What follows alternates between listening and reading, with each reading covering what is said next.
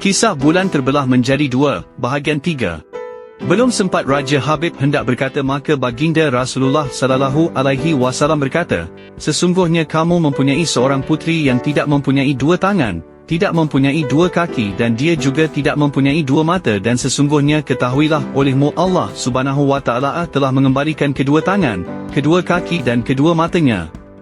Sebaik sahaja Raja Habib mendengar dan melihat segala-galanya, maka dia pun berkata, wahai ahli Mekah, tidak ada kufur sesudah iman dan tidak ada keraguan sesudah yakin. Oleh itu ketahuilah oleh kamu sekalian bahawa sesungguhnya aku bersaksi, tidak ada Tuhan melainkan Allah yang satu dan tidak ada sekutu baginya, dan aku bersaksi bahawa sesungguhnya Muhammad itu hambanya dan utusannya.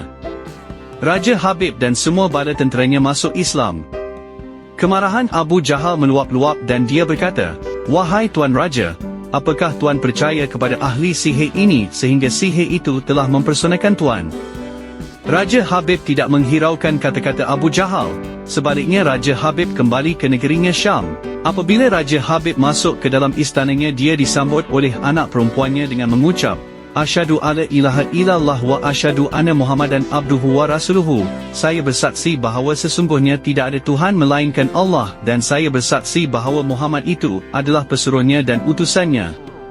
Raja Habib tercengang dengan kalimah yang diucapkan oleh anaknya, maka dia pun berkata, wahai anakku, siapakah yang mengajarkan kepada kamu kalimah ini? Kata anak Raja Habib, sebenarnya sewaktu saya tidur, telah datang seorang lelaki lalu berkata kepada saya, sesungguhnya ayah kamu telah masuk Islam.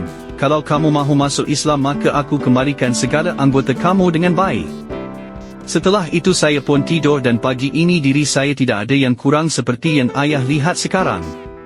Kemudian Raja Habib bersyukur sujud kepada Allah subhanahu wa ta'ala. Dengan bersyukur terhadap nikmat iman terhadap tambahnya keyakinan. Setelah itu Raja Habib mengumpulkan emas, perak dan kain lalu dinaikkan ke atas 5 ekor unta berserta dengan beberapa orang budak dikirimkan kepada Rasulullah sallallahu alaihi wasallam. Ketika rombongan yang membawa segala hadiah dari Raja Habib itu sampai dekat kota Mekah, tiba-tiba muncul Abu Jahal bersama kuncu-kuncunya lalu berkata, kamu semua ini milik siapa?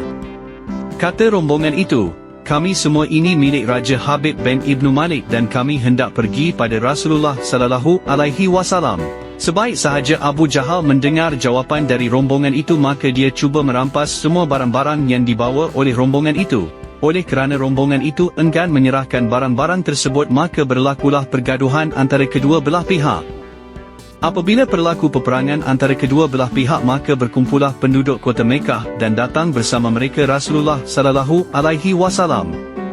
Melihat kedatangan orang ramai, maka rombongan diraja itu pun berkata, kesemua barang yang kami bawa ini adalah milik Raja Habib, dan Raja Habib berhajat untuk menghadiahkan kesemua barang ini kepada Rasulullah sallallahu alaihi wasallam. Abu Jahal berkata, Raja Habib menghadiahkan kesemua barang ini kepada saya. Lalu Rasulullah sallallahu alaihi wasallam berkata, wahai penduduk Mekah, adakah kamu semua suka kalau aku mencadangkan sesuatu? Kata penduduk Mekah, ya, kami setuju. Kata Rasulullah sallallahu alaihi wasallam, kita hendaklah memutuskan dari percakapan unta ini, untuk siapakah sebenarnya harta ini?